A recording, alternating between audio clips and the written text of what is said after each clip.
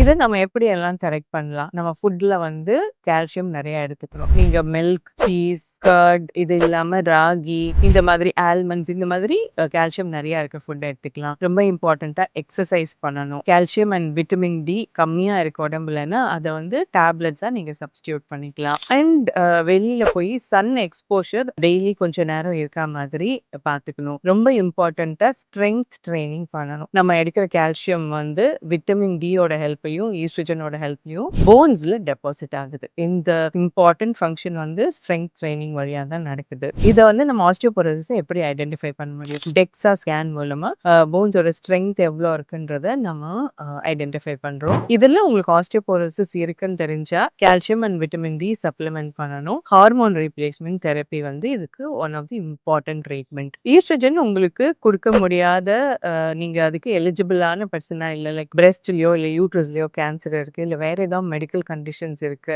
அப்படின்னா உங்களுக்கு நான் ஹார்மோனல் மெத்தட் ஆஃப் ட்ரீட்மெண்ட்டை நீங்க பண்ணணும்.